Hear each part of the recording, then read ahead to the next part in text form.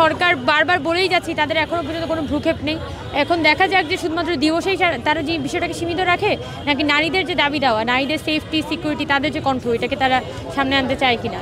আজকের জুলাই কন্যা দিবস সরকারের পক্ষ থেকে ঘোষণা করা হয়েছে, এটা এই উদ্যোগটা তো অবশ্যই আমরা সম্মত জানাই, যেহেতু জুলাই মাসে নারীদের একটা বড় ধরনের অবদান ছিল।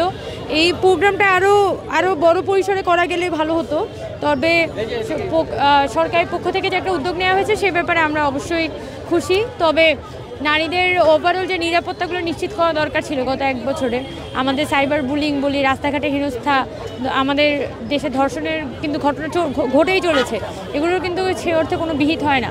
তাই সেই জায়গা থেকে কিন্তু আমাদের একটা এক্সপেকটেশন আছে যে দ্রুততম সময়ের মধ্যে যাতে এখানে যে আপনার সাইবার হ্যারাসমেন্ট বিরোধী আইনগুলো যে আছে, সে আইনগুলো যাতে এখানে বলবৎ করা হয় এবং নারীদের নিরাপত্তা নিশ্চিত করার জন্য যাতে আরও বেশি আমাদের আইনশৃঙ্খলা বাহিনীগুলোকে ইনভলভ করানো হয়, এই বিষয়গুলো আমাদের কথা ছিল। এবং সরকার বারবার বলেই যাচ্ছি, তাদের এখনও পর্যন্ত কোনো ভ্রুক্ষেপ নেই। এখন দেখা যাক যে শুধুমাত্র দিবসেই তারা যে বিষয়টাকে সীমিত রাখে, নাকি নারীদের যে দাবি দেওয়া, নারীদের সেফটি সিকিউরিটি, তাদের যে কণ্ঠ, এটাকে তারা সামনে আনতে চায় কিনা, এটা অবশ্যই দেখার বিষয়। তবে আজকে দেখলাম যে কর্মসূচিতে বেশিরভাগই মন্ত্রণালয়ের কর্মকর্তা-কর্মচারী, এই বিষয়ে কি বলবেন? না, জুলাই যারা অংশগ্রহণ করেছে তাদের অংশগ্রহণ বাড়ানো উচিত ছিল কিনা?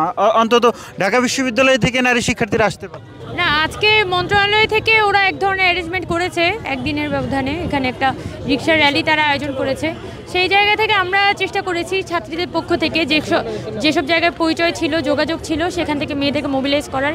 এর পাশাপাশি আজকে তো আরেকটা প্রোগ্রাম হচ্ছে সংস্কৃতি মন্ত্রণালয়ের আমন্ত্রণে শহীদ মিনারে, ওই প্রোগ্রামেও প্রচুর নারীরা আসবে। তো সবাই তাদের অনুযায়ী, সুবিধা অনুযায়ী প্রোগ্রাম যে এখানে যেমন এসেছে ওখানেও আসবে। তবে আমরা চেষ্টা করেছি যে এখানে অন্যান্য যে মেয়েরা আছে, অন্যান্য অঞ্চলের যে মেয়েরা আছে, তারা যাতে আসার সুযোগটা পায়।